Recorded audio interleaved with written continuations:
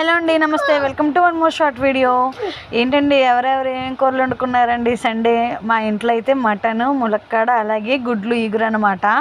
మార్నింగే తీసుకొచ్చేసాము. 7 కల్లా తెచ్చేసారనమాట మా వారు. ఈరోజు కొంచెం సండే కదండి, వేరేవన్నీ షూట్ చేసుకునే పని ఉంది నాకు.